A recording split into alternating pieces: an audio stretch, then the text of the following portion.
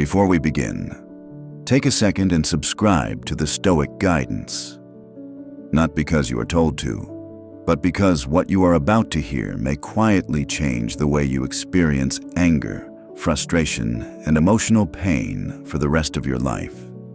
Most people believe anger is caused by other people, by disrespect, by loss, by delays, by betrayal. But that belief is the very trap that keeps them angry. Let me start with a question that may feel uncomfortable. Why is it that two people can face the exact same situation, yet one remains calm while the other burns inside?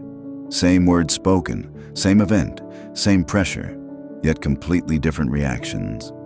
This tells us something powerful. Anger is not created by the world.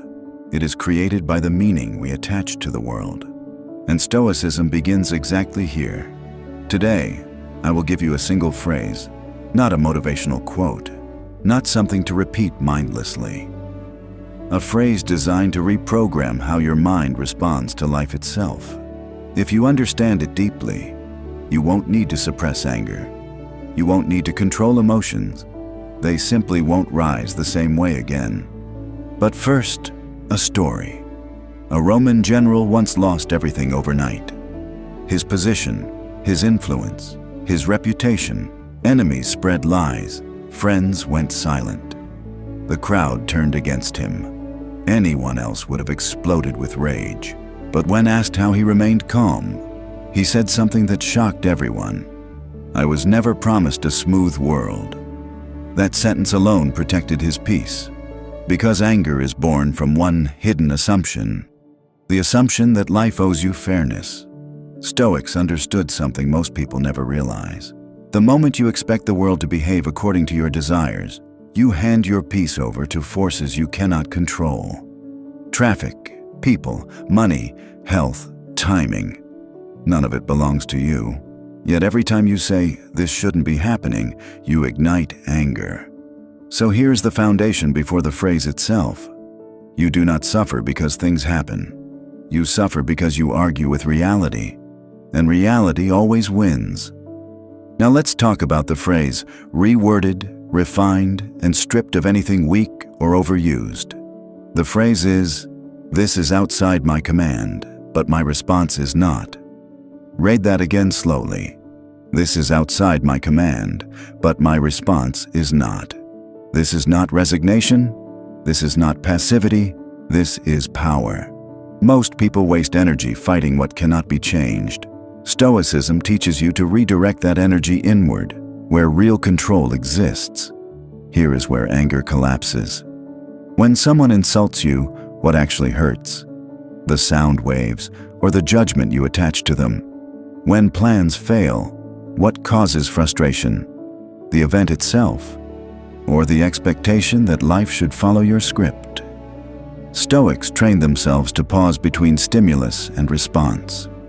That pause is everything, because in that pause, you remember the phrase, "This is outside my command, but my response is not." You stop reacting like a slave to circumstance. You return to yourself. And here is something deeply important. Stoicism does not teach emotional numbness. It teaches emotional sovereignty. You still feel, but feelings no longer rule you. Anger only survives when it feels justified. The moment you see anger as a choice, its grip weakens. Imagine someone cuts you off in traffic. Instant heat rises, heart rate spikes, thoughts race. Now apply the phrase, "Was the driver under your command?" No. Is your judgment under your command? Yes. You realize the anger was never necessary. You weren't protecting yourself. You were punishing yourself. And this applies far beyond small moments. Loss, rejection, disrespect, delays in life. Stoics did not deny pain. They denied self-inflicted suffering. There is a powerful Stoic idea called negative capability, the ability to sit with discomfort without demanding immediate relief through anger. Anger feels powerful, but it is a false strength. True strength is remaining grounded when emotions demand chaos. Now here is the deeper layer most people miss. Every time you get angry, you silently say, This should not have happened. But who told you life was supposed to be easy? Who promised fairness? Who guaranteed respect? When you remove false promises, anger loses its fuel. The Stoic mind does not expect perfection from the world. It expects reality. And because of that, it remains calm when reality arrives. Let me be clear. This does not mean accepting injustice. It means responding wisely instead of emotionally. There is a difference between action and reaction. Reaction is emotional. Action is intentional. Stoicism trains you for action, and the phrase anchors that training. This is outside my command, but my response is not. Say it internally, not as a chant, but as a reminder of authority. You regain authorship over your inner state. Now pause here, because in the next part, we will go deeper. We will expose why anger feels addictive, how the ego fuels emotional chaos, and how this single phrase can dismantle resentment built over years. Do not rush this, sit with it. Now let us continue, because what you are about to hear is where most people finally understand why anger keeps returning, no matter how many videos they watch or quotes they save. Anger feels addictive for a reason. It gives the illusion of strength. When you are angry, you feel alert, alive, justified. The ego loves this feeling. The ego whispers, "You are right to feel this way. You are defending yourself." But Stoics saw through this illusion centuries ago. They understood that anger is not power. Anger is a loss of command. The moment anger takes over, you are no longer choosing. You are reacting, and reaction is the opposite of freedom. Here is the uncomfortable truth. Anger survives because it protects the ego's story. The story that says, "I was wronged." The story that says, "They should know better." The story that says, "Life must respect me." But Stoicism asks a brutal question. What if the world is not here to protect your ego? What if your peace depends on releasing the need to be validated by events and people you cannot control? This is where the phrase becomes sharper. This is outside my command, but my response is not. When you truly accept this, anger has nowhere to sit. Because anger needs resistance. It needs the inner argument against reality. Without that argument, anger dissolves into awareness. Think about resentment. Resentment is just anger that has learned to wait. It replays the past again and again, hoping for a different ending. Stoics considered this a form of self-harm. You punish yourself for something that already happened. You relive pain that no longer exists. And the phrase cuts directly through this loop. Was the past under your command? No. Is your present attention under your command? Yes. Then why sacrifice the present for a past that cannot be altered? Most people believe letting go means losing. Stoics believed letting go means reclaiming yourself. You are not excusing wrong behavior. You are refusing to let it live rent-free inside your mind. This is strength without noise. Now let us talk about expectations, because expectations are the hidden triggers behind most anger. Every time you expect someone to behave a certain way, you create a silent contract. When that contract is broken, anger appears. But Stoics never signed these contracts. They assumed human beings would act according to their nature. Sometimes wise, sometimes selfish, sometimes ignorant. This did not make them cynical. It made them prepared. Preparation is the enemy of anger. When you expect delays, delays do not shock you. When you expect imperfection, mistakes do not enrage you. The Stoic mind says, "Of course this happened. Humans are human. Life is life." And because of that, it remains steady. There is another layer here, and it is crucial. Anger often masks fear. Fear of disrespect, fear of losing control, fear of appearing weak. Stoics did not fear appearing calm. They feared losing inner command. They believed the greatest victory was mastery over oneself, not over others, not over outcomes, over oneself. Imagine how dangerous you become when nothing external can hijack your emotions. Insults lose their sting. Delays lose their power. Provocation fails. This does not make you passive. It makes you precise. You respond when response is necessary. You stay silent when silence is stronger. And all of this is anchored by the same phrase. This is outside my command, but my response is not. Say it when anger first whispers, not after it explodes. Catch it early. Anger grows when ignored. Awareness shrinks it. Stoics trained daily for this. They did not wait for crisis. They rehearsed calm in small moments, a rude comment, a minor inconvenience, a disagreement, because mastery is built in practice, not theory. Here is something most people never consider. Anger shortens your life, not in years, but in moments. Moments stolen by agitation, moments poisoned by resentment, moments that could have been peaceful. Stoics valued time above all else. Time was life itself, and anger was seen as a thief. Why give your life energy to things that do not deserve it? Why hand your attention to what you cannot command? This is why Stoicism feels cold to some people. But it is not cold. It is clean. It removes emotional clutter. It clears the mind. It restores dignity. Now we are approaching the final transformation. But do not rush, because in the next part, we will tie everything together. We will reveal how to use this phrase in real time, during conflict, during loss, during moments when emotions feel overwhelming. And we will show how this single shift can change the way you move through the world permanently.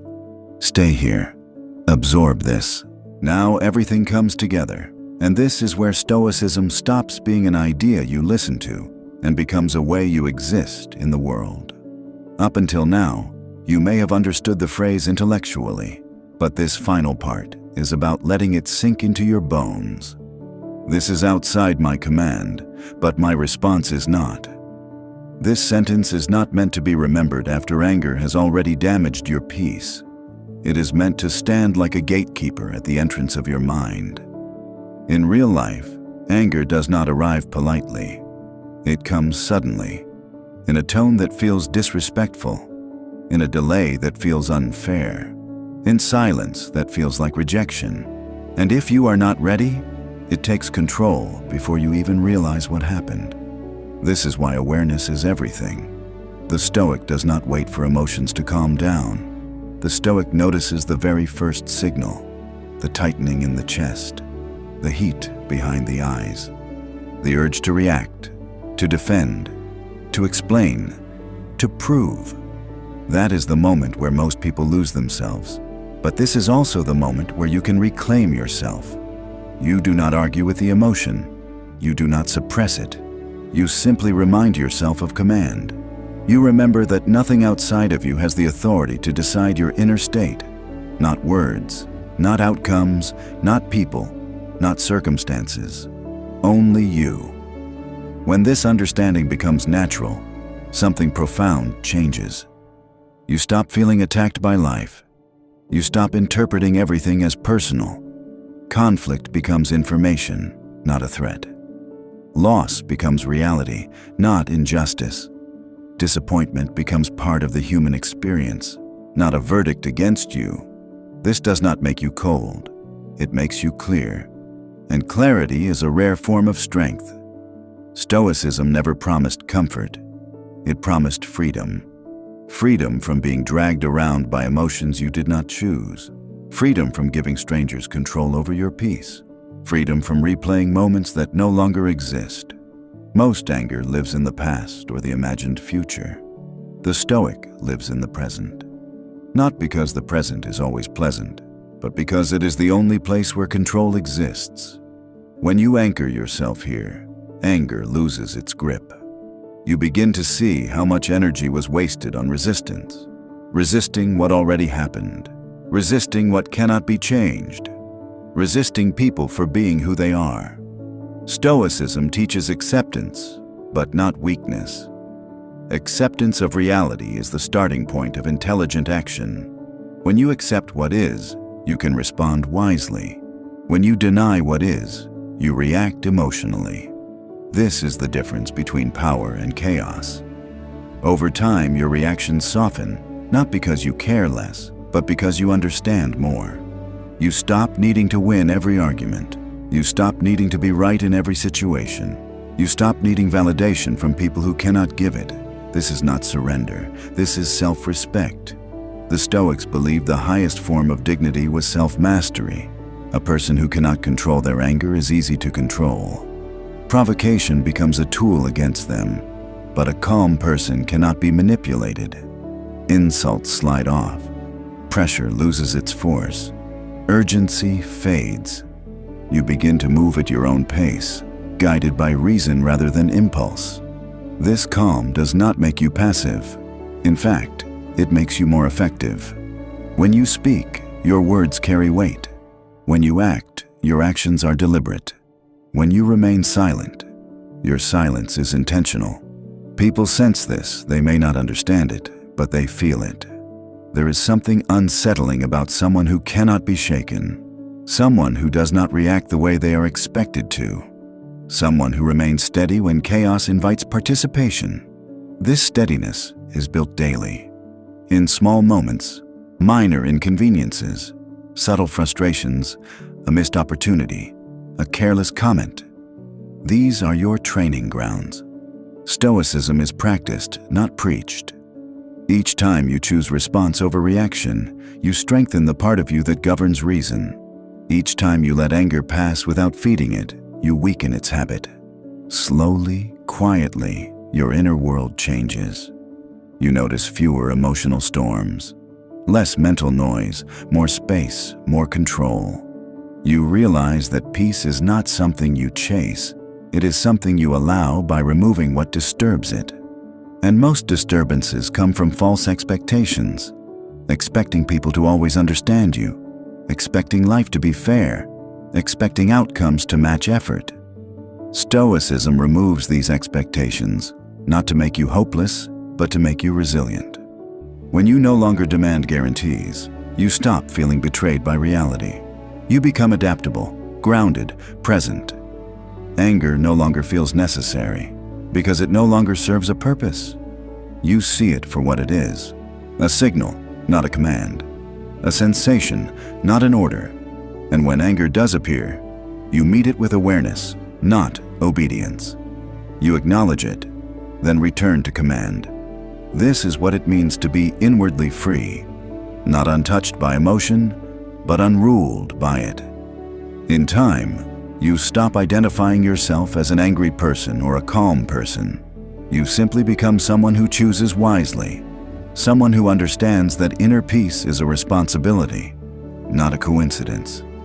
The world may remain unpredictable, people may remain flawed, outcomes may remain uncertain, but you remain anchored. This is the quiet power Stoicism offers, not domination over others, but mastery over yourself.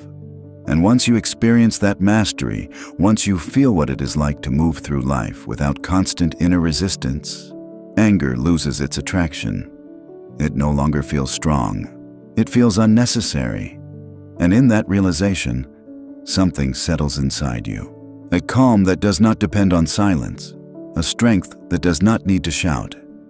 A dignity that does not require approval. This is not the end of anger forever. It is the end of anger ruling you. And that difference changes everything.